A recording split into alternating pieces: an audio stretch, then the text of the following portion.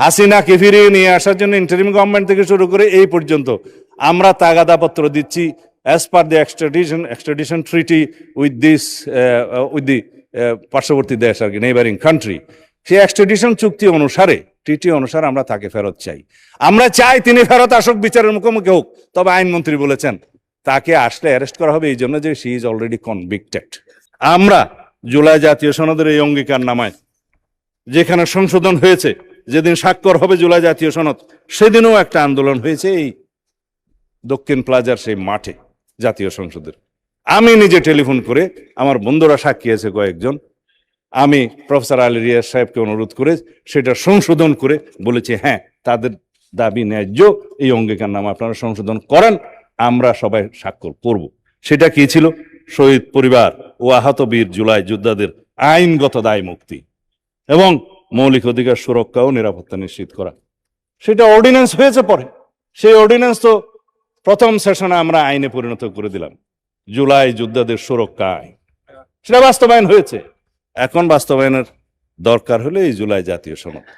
আপনারা যেহেতু জুলাই ঘোষণাপত্র নিয়ে কথা বলেন নাই, যেহেতু আপনারা জুলাই জাতীয় সনদ নিয়ে আজকে কথা বলেন নাই, শুধু আপনারা বলেছেন গণভোটের গণরায়কে শ্রদ্ধা করা দরকার।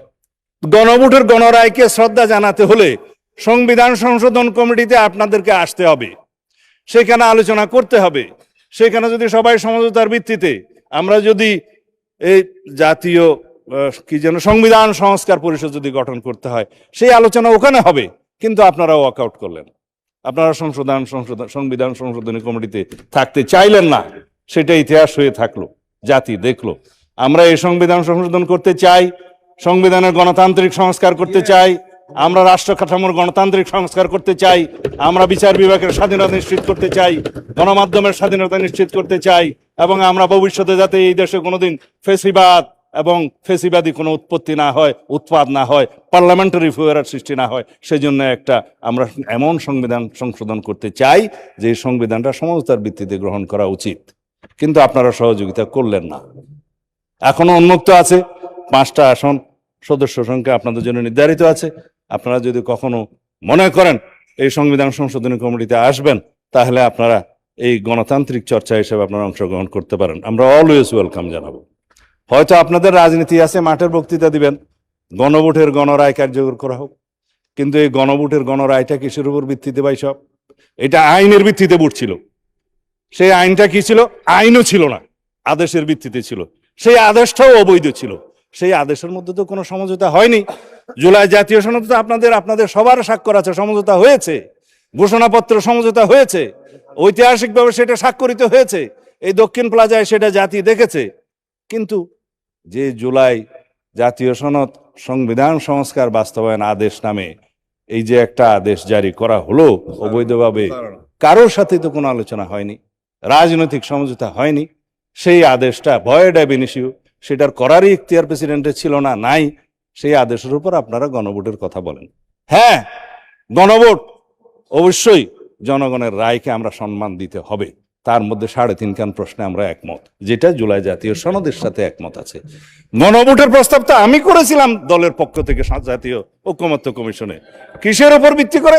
এই জুলাই জাতীয় সনদের পক্ষে জনগণ আছে কি নাই সেই প্রশ্নে আমরা একটা আইনগত ভিত্তি রচনা করি, আসুন গণভোট দিই। সেখান থেকে তো আপনারা সরে গেলেন। আপনারা এই যমুনাতে অভ্যন্তরে এবং কিনারে বসে একটা কায়দা কানুন করে আদেশ জারি করালেন। সেই কথা আমি আর এখানে বলতে চাই না। মানে আমরা জুলাইয়ের চেতনাকে ধারণ করি, রাজনীতি করি না। আমরা জুলাইয়ের চেতনাকে ধারণ করে কোনোদিন রাজনীতি করতে চাই না, এবং সবাইকে নিষেধ করব এই জুলাই বাংলাদেশের সকল মানুষের, যারা ফেসিবাদ বিরোধী গণতান্ত্রিক আন্দোলনে দীর্ঘ 17 বছরের আন্দোলনে যারা শহীদ হয়েছেন, গুম হয়েছেন, খুন হয়েছেন, মামলায় হামলায় জর্জরিত হয়েছেন, তাদের সবারই এই জুলাই, সারা সমগ্র বাংলাদেশের মুক্তিকামী মানুষের এই জুলাই। আমরা এই জুলাইকে ধারণ করি। কৃতিত্ব যেন আমরা কেউ দাবি না করি। যারা 71-এর চেতনা নিয়ে ব্যবসা করতে করতে, রাজনীতি করতে করতে আজকে দুলাই গিয়ে কি যেন দিল্লি গিয়ে ঠাঁই হয়েছে, সেই অবস্থা যেন আমাদের কারো না হয়। সুতরাং বাংলাদেশের ভবিষ্যৎ প্রজন্ম এই জুলাই গণ অভ্যুত্থানের স্মৃতিকে ধারণ করে, এই ইতিহাসকে ধারণ করে ভবিষ্যতে যাতে শিক্ষা নেয়, ভবিষ্যতের সকল সরকার যাতে শিক্ষা নেয়, কোনোদিন যাতে ফেসিবাদী আচরণ করার সাহস না পায়, সেইভাবে আমরা জুলাইকে ধারণ করবো। মাননীয় স্পিকার, আমরা মিডিয়ার ফ্রিডম নিয়ে কথা বলছি। মাননীয় বিরোধী দলের নেতা বলেছেন যে কিছু কিছু মিডিয়া এখনো আগের আচরণ করার জন্য তারা তাদের সিমটম প্রকাশ করা শুরু করেছে। একদিকে আমরা ফ্রিডম অফ স্পিচের কথা বলবো, আর একদিকে আমরা তথ্য প্রবাহকে এবং মিডিয়ার ফ্রিডমকে আমরা গলা চিপে ধরবো, সেটা হয় না। আমরা পাল্টা সেটার জবাব দিয়েই সেটার জবাব দেব, পাল্টা জবাব দিয়েই মিডিয়ার সেই সমস্ত আচরণকে আমরা জবাব দেব। কোনো মিডিয়াকে আমরা স্বৈরাচারী আচরণ করতে দেব না, কিন্তু সেটা ডিপেন্ড করবে আমাদের আচরণ।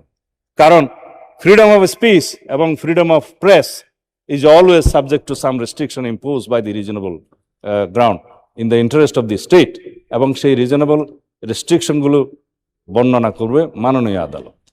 সেটা আছে আর্টিকেল 39, সেটা কিন্তু উন্মুক্ত নয়। যাই হোক, আমরা বর্ডার ইস্যু নিয়ে এখানে মাননীয় বিরোধী দলীয় নেতা কথা বলেছেন। বর্ডার ইস্যুতে এই প্রথমবার এই আমরা 4-5 মাসের সরকারে আমরা সমস্ত জায়গায় একজনকে অবৈধভাবে পুশিন হতে দেই নাই, সেটা অন রেকর্ড। আমরা চেষ্টা করেছি আমাদের সার্বভৌমত্বকে আমরা যেন সর্বতোভাবে রক্ষা করার চেষ্টা করেছি।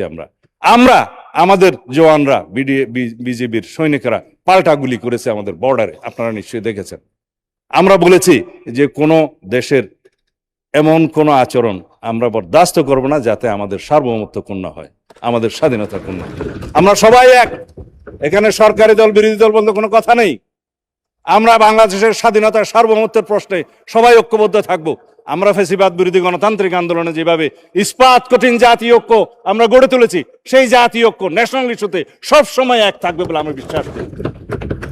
আমরা যা কিছু তর্ক বিতর্ক করব সরকারি দল বিরোধী দল এই হাউসের মধ্যে করব, কিন্তু আমরা কোনো জাতীয় ইস্যুতে স্বাধীনতার সার্বভৌমত্বের প্রশ্ন আমরা কখনোই ছাড় দেব না। আমরা ঐক্যবদ্ধ থাকবো যেভাবে আমরা ফ্যাসিবাদ বিরোধী গণতান্ত্রিক আন্দোলনে ঐক্য গড়ে তুলেছি। এটাকে আমরা শক্তিতে পরিণত করব এই জাতিকে এগিয়ে নিয়ে যাওয়ার জন্য। মাননীয় স্পিকার, পার্শ্ববর্তী দেশের সাথে সম্পর্ক কি হবে সেটা তো আমরা এখানে আলাপ আলোচনা করে সংসদে আমরা সংবিধান সংশোধন করে পররাষ্ট্রনীতি সংশোধন করে আমরা এখানে করতে পারি। সেটা তো সরকারের একক কোনো দায়িত্ব না। প্রতিবেশীকে কখনো পাল্টানো যায় না। কথায় আছে যে আপনি আপনার স্ত্রী পাল্টাতে পারবেন, কিন্তু প্রতিবেশী তো আপনি পাল্টাতে পারবেন। সুতরাং না, এটা অন্যভাবে বললেন না। হ্যাঁ, সুতরাং প্রতিবেশীর সাথে কি সম্পর্ক হবে, বাইলেটারাল কি সম্পর্ক হবে, ট্রেড এন্ড কমার্সের কি সম্পর্ক হবে, অবশ্যই সেটা on the basis of the mutual dignity, respect and on the basis of the sovereign equality, সেটা আমরা আগেই ঘোষণা করেছি। আমরা তো আগেই বলেছি, আমাদের নেতা আগে বলেছেন, ওই অন্য কোনো দেশ নয়, সবার আগে বাংলাদেশ। আমি নাম নিলাম না, আমরা সবার আগে বাংলাদেশ নীতিতেই আমরা আছি এবং এইভাবেই আমরা ম্যান্ডেট পেয়েছি। মাননীয় স্পিকার, আমাদের বন্ধু আক্তার সাহেব অনেক বিষয়ে কথা বলেছেন যে হাসিনাকে ফিরিয়ে নিয়ে এসে রায় কার্যকর করা হবে কিনা। হাসিনাকে ফিরিয়ে নিয়ে আসার জন্য ইন্টারিম গভর্নমেন্ট থেকে শুরু করে এই পর্যন্ত আমরা তাগাদাপত্র দিচ্ছি as per the extradition treaty with the পার্শ্ববর্তী দেশ আর কি, নেইবারিং কান্ট্রি। সেই এক্সট্রাডিশন চুক্তি অনুসারে, ট্রিটি অনুসারে আমরা তাকে ফেরত চাই। আমরা চাই তিনি ফেরত আসুক, বিচারের মুখোমুখি হোক। তবে আইনমন্ত্রী বলেছেন তাকে আসলে অ্যারেস্ট করা হবে এই জন্য যে শি ইজ অলরেডি কনভিক্টেড, সুতরাং তার আত্মসমর্পণের সুযোগ নাই। তিনি আসলেই তাকে গ্রেফতার করা হবে, রায় কার্যকর করা হবে। যদি আপিলের কোনো সুযোগ থাকে সেটা অন্য কথা, আইন আদালত বলবে। আর বেনজিরকে কি ইন্টারপোলের মাধ্যমে গ্রেফতার ইন্টারিম গভর্নমেন্ট করতে পেরেছে মাননীয় স্পিকার 2 বছরে? আমরা করেছি 3 মাসের সরকার আসার মধ্যে। সেই বেনজিরের সমস্ত কাগজপত্র 30 দিনের ভিতরে দিতে বলেছে সেই গভর্নমেন্ট, আমরা 3 দিনের মধ্যে দিয়েছি। আমরা অপেক্ষা করছি কখন তাকে ফেরত নিয়ে আসতে পারবো। আমরা হাদির হত্যাকারী 3 জনকে আমরা ফেরত চেয়েছি, সেখানে অ্যারেস্ট অবস্থায় আছে, তাদের বিরুদ্ধে মামলা চলছে। আমরা চেয়েছি সেই গভর্নমেন্টের কাছে এক্সট্রাডিশন চুক্তি অনুসারে কাগজপত্র পাঠিয়েছি। আশা করি তাদেরকে আমরা ফিরিয়ে নিয়ে আসতে পারবো। ফিরিয়ে নিয়ে আসলে পূর্ণাঙ্গ তদন্ত হবে এবং সেভাবে চার্জশিট হবে। আমাদের আন্তরিকতার কোনো ঘাটতি নাই। এখন আপনারা বলেন ট্রাইব্যুনালের সংখ্যা বাড়াতে হবে। আমরা পার্শ্ব করে ইন্টারিম গভর্নমেন্টের সময় একটা ট্রাইব্যুনাল থেকে 2টা ট্রাইব্যুনালে নিতে বাধ্য করেছি।